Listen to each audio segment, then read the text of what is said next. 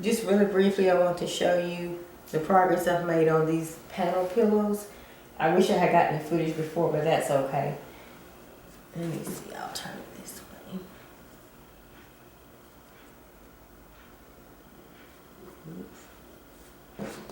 Well, you can't really see it, I apologize for that. This is the backing to the pillow right here. I really like this. It almost reminds me of canvas-like fabric. And the front of the pillow is a Yosemite National Park. I'll put in a clip of the actual panel so you can see more of what I'm talking about. But anyway, I'm just showing you how I layered the pillows. I have them all stacked so I can use it as a guide of what size to cut it down. But first what I did was lay my batting down on my cutting mat. Then I laid my fabric right side up on top of it. Then I laid my panel against the fabric and put the last piece of batting on. And I just pin it down with some large basting pins. And there you go. You just cut it on out, and then I'll come back after I have them cut out and show you briefly how I sew them up.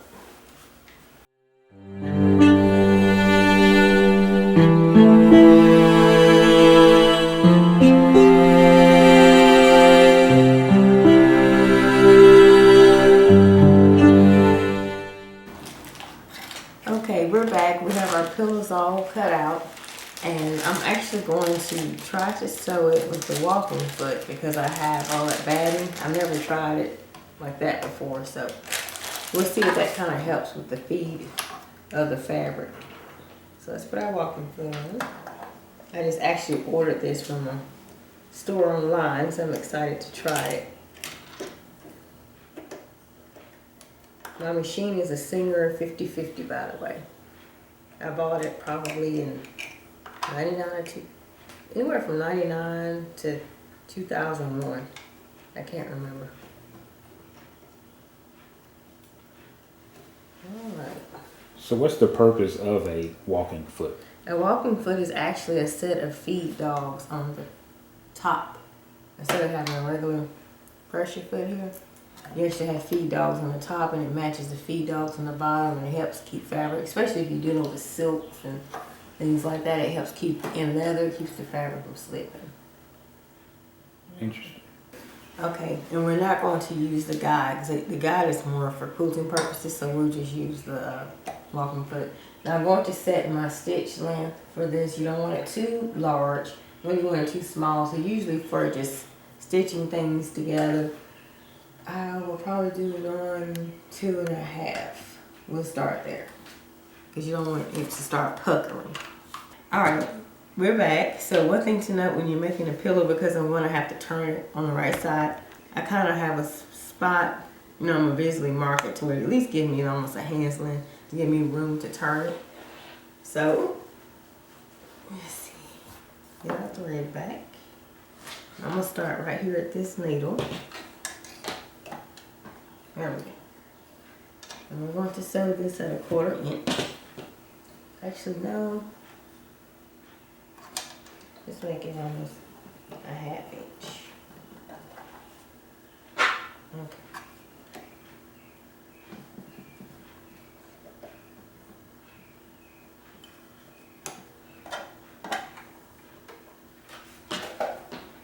I'm going to go forward.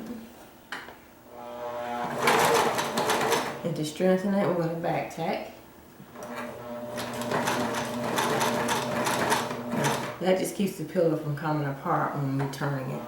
Alright, and just sew. Try not to sew over your needles.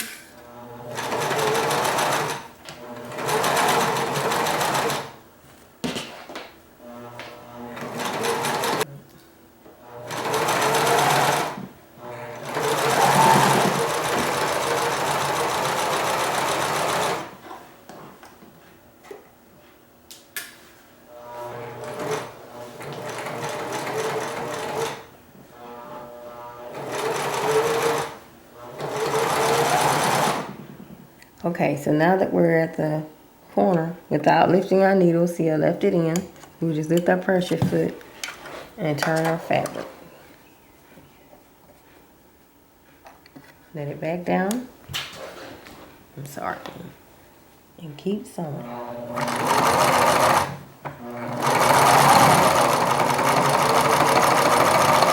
Just follow my guide.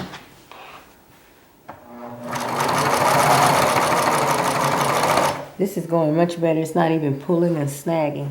So using the walking foot was, was helpful. You can see the feed dogs. Okay, we've just finished stitching our pillow. Let's cut these threads. That made a whole lot of difference using that walking foot. You can see I left an opening so I can turn my pillow. So let's get these pins out. Now before we turn our pillow, to get our corners a little sharper, we're going to need to clip them. So don't clip through your fabric, give yourself, just guess about 1/4 of an inch. All right. Okay, be sure you clip your corners. And you'll see us return the pillow while we did that. So, hope I left the hole big enough. It doesn't look like it.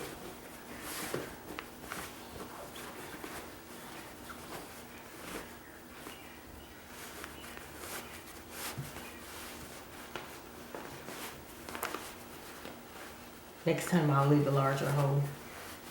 Okay, now that we've got our pillow turned, I got this bamboo stick came in a bag of fiber fill.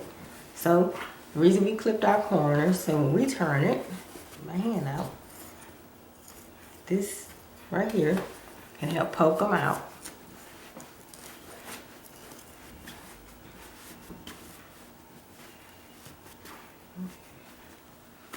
A way to come to a sharper point. Oops. There we go. And you have a nice corner.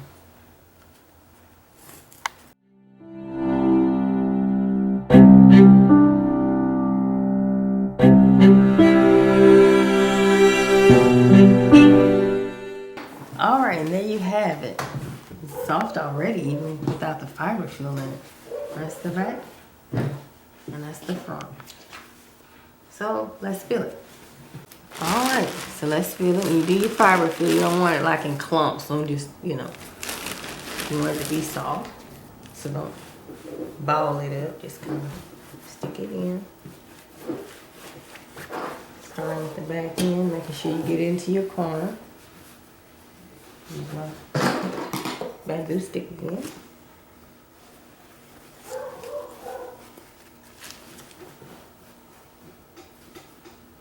I get my fiber fill in there.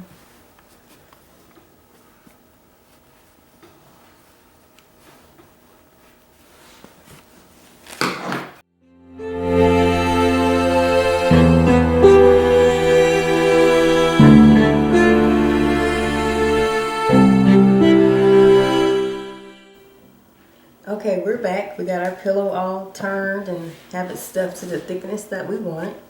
Here's the front of it, Yellowstone, with the buffalo.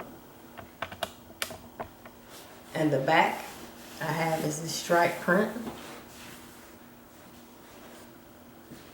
Okay, now I'm going to be stitching, blind stitching. I already have it pinned. I'm going to be blind stitching this part closed. I'm using a number 9 plain old sharp needle. I have a packet of them here, sizes 3 to 9. The 3s are a little bit larger head. It would be too long for the tight spot I'm trying to work in, so I'm going to use a number 9 sharp. I have 100% cotton thread. It's actually quilter's cotton thread, but it's alright. And I'm going to use my leather thimble. Oops. I really like these thimbles. I have a whole set of them. I use them when I do my hand quilting. Alright, we're going to start with putting our needle in. You don't want to sew over the top. You see where it opens? Slide your needle and grab the other fabric on the other side. Let's call it blind stitch. I hope you can see that. I'm going to go over it twice.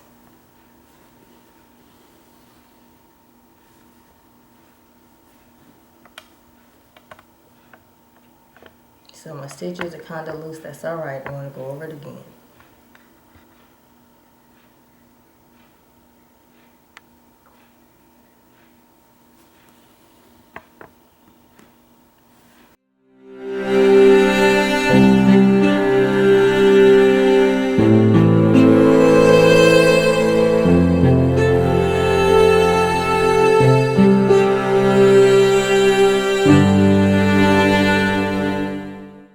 Again, I'm just reinforcing.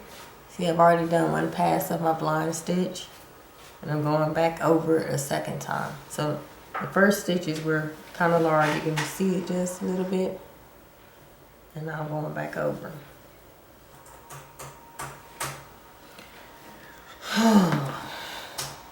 What?